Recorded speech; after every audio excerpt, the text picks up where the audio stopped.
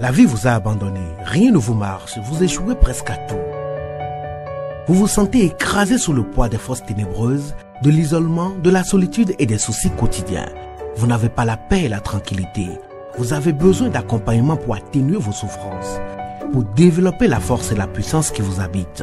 Suivez tous les matins Maître Maoulian Justin Dongbaoundé, grand initié aux lois et secrets de la vie. Avec Maître Maoulian Justin Dongbaoundé, vous allez abandonner vos solutions individualistes, source de vos malheurs et de vos errements.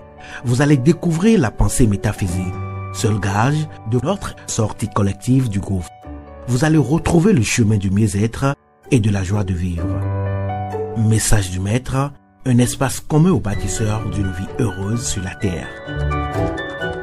Mesdames et messieurs, hommes et femmes qui peuplent la terre, mes frères et sœurs bâtisseurs de tous horizons, à vos différents grades, degrés et qualités.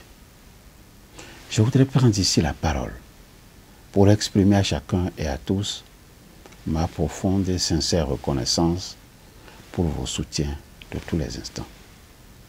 Dans mon message de ce jour, nous allons insister un peu plus sur la nécessité pour chacun d'apprendre à construire son propre système d'idées, cela pour arrêter de passer toute une vie à aller d'un système d'idées à un autre, comme s'il est mieux de vouloir toujours porter les habits d'autrui. Autrui que l'on a pris pour un modèle.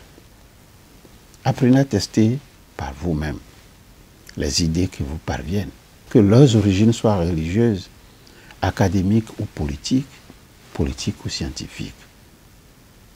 Apprenez à tester les idées qui vous parviennent. Je vous ramène à cet effet 3 idées que je vous avais soumises dans un passé récent. Première idée, calculer le carré de l'hypoténuse. Il s'énonce sous la forme suivante. Si un triangle est rectangle, le carré de la longueur de l'hypoténuse ou côté opposé à l'angle droit est égal à la somme des carrés des longueurs des 2 autres côtés. Deuxième idée. Calculer le carré de rendement. La méthode d'estimation du rendement par les carrés de rendement consiste à placer de manière aléatoire un ou plusieurs carrés selon la superficie du champ du semencier afin de déterminer un rendement moyen après la récolte. Le rendement prévisionnel du carré est obtenu en multipliant le nombre d'épis potentiels par le poids moyen d'un épi. Troisième idée. Définir le carré magique. Un carré magique est un carré divisé en n rangées et n colonnes, donc n au carré cases, dans lequel on met un nombre dans chaque case de manière à ce que la somme des nombres de chaque rangée, de chaque colonne et de chaque diagonale soit constante. Cela revient à dire qu'un carré magique d'ordre n est composé de n au carré entier strictement positif, écrit sous la forme d'un tableau carré. Quelle est alors la formule du carré magique?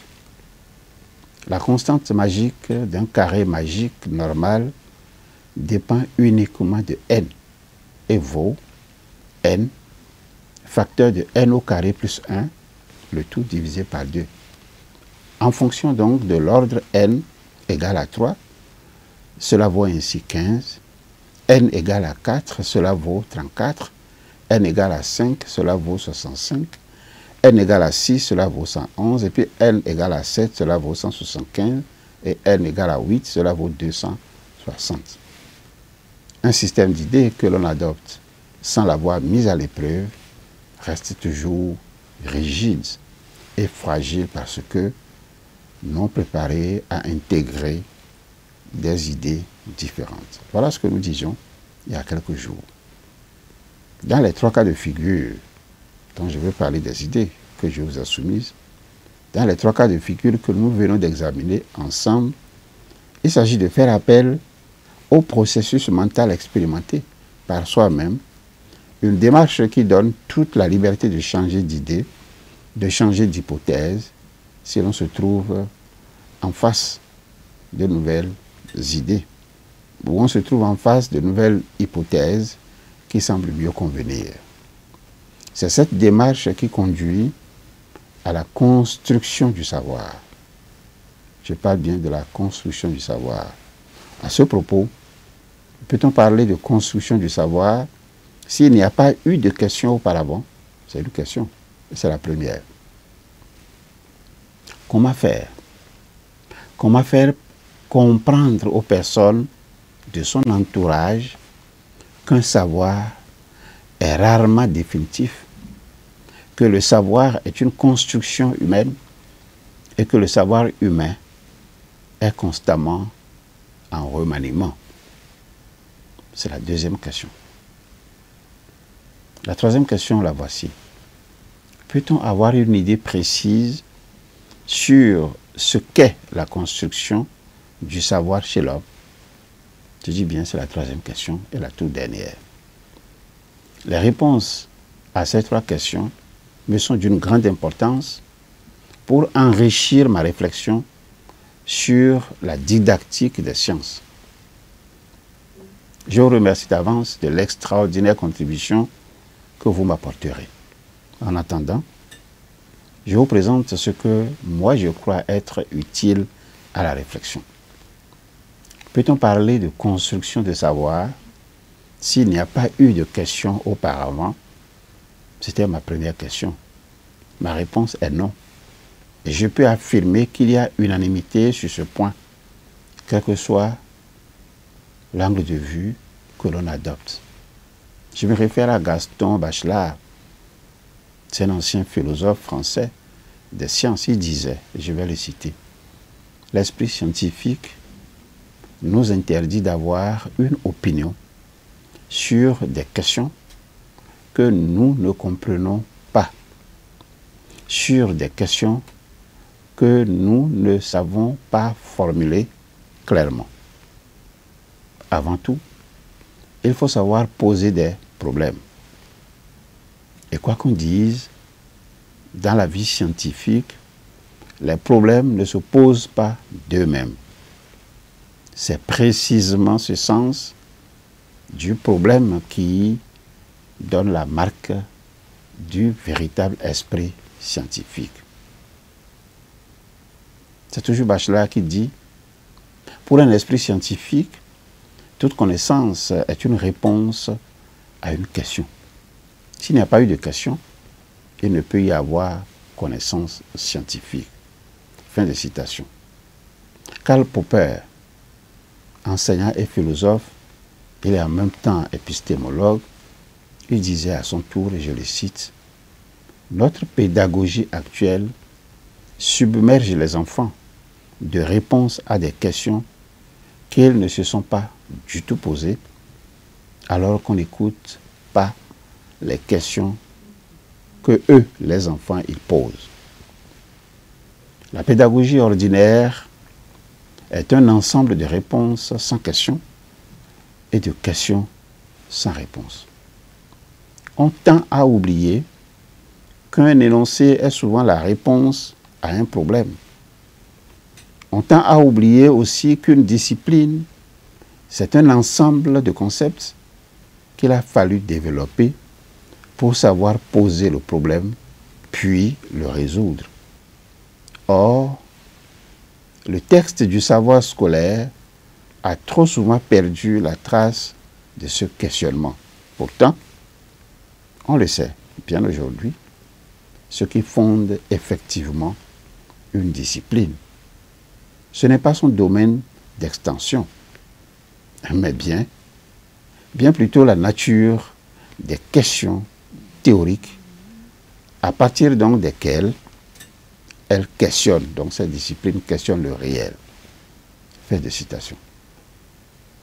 Je vais à présent vous rapporter ce que disait Jean-Pierre Astolfi. Il est spécialiste de la didactique des sciences. Je le cite. L'absence d'un véritable questionnement traduit un arrêt dans la construction de la pensée. Nous n'insisterons donc jamais assez sur la place du questionnement. D'abord, il traduit une motivation, il est moteur du savoir. Si l'on ne fait pas boire un âne qui n'a pas soif, on constate qu'il en est de même dans les processus d'élaboration des connaissances. C'est seulement par ce biais que celui qui apprend tente de chercher une information qui répond à un besoin réel d'explication. Il faut ajouter que dans toutes les études que nous avons menées en histoire des sciences sur la construction des concepts, nous avons constaté que le savoir s'était toujours constitué à partir d'une question ou de plusieurs qui s'étaient posées successivement. Fin de citation. Comment alors pourrais-je faire pour amener ceux de mon entourage à comprendre qu'il est indispensable qu'ils arrivent à tester les idées qu'ils reçoivent? En attendant vos contributions, voici ma réponse. L'essentiel est que chacun comprenne que l'ISEP n'envisage pas de donner aux hommes et aux femmes qui peuplent la terre une image dogmatique du savoir, une image dogmatique de la connaissance. C'est pourquoi, je le répète encore ici, votre vie dépend de votre rapport au savoir. Mon ambition, ce n'est pas d'enseigner des théories et des modèles. Non. Mon ambition, c'est de faire en sorte que, une fois confrontés au problème, les hommes se mettent aussitôt et par eux-mêmes dans la recherche de solutions. Désirent-ils opérer en groupe, comptant que les échanges en groupe leur sont primordiaux pour avancer? Si c'est cela, oui, il faut qu'ils y aillent. Désirent-ils élaborer et réaliser des expériences? Je les encourage à choisir les voies qui leur plaisent.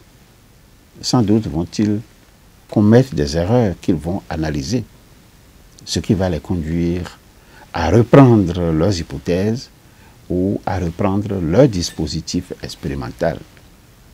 Ils vont aboutir à des résultats.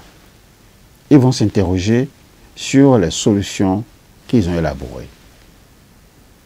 Ils apprennent ainsi à douter et à examiner leurs expériences et leurs résultats d'un œil critique.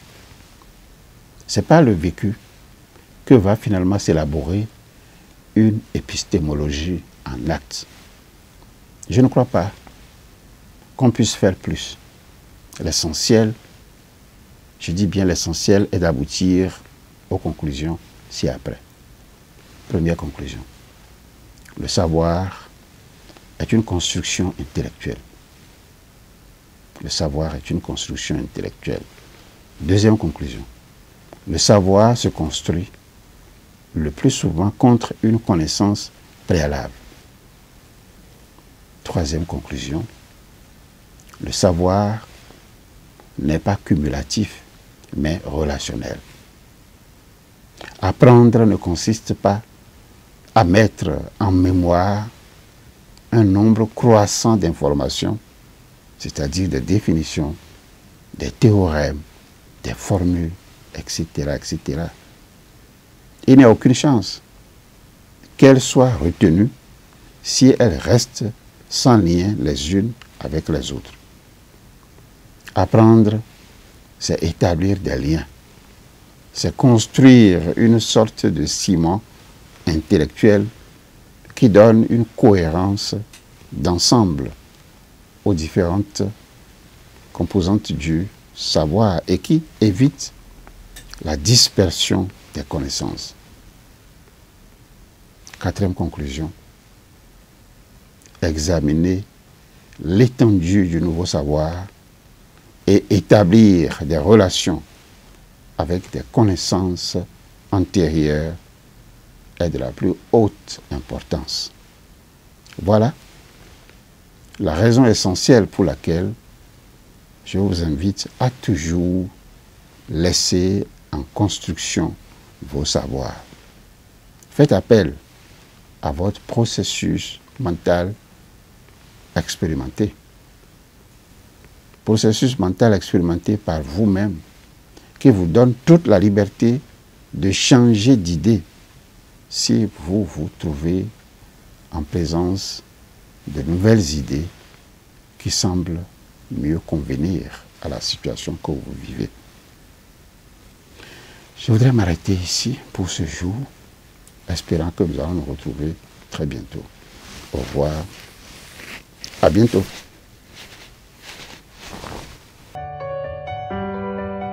La vie vous a abandonné, rien ne vous marche, vous échouez presque à tout.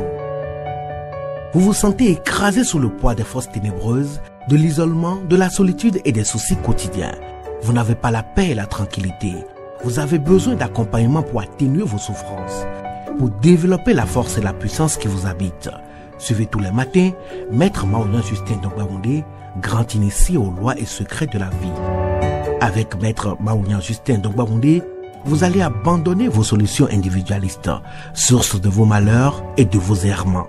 Vous allez découvrir la pensée métaphysique, seul gage de notre sortie collective du gouffre. Vous allez retrouver le chemin du mieux-être et de la joie de vivre. Message du Maître, un espace commun aux bâtisseurs d'une vie heureuse sur la terre.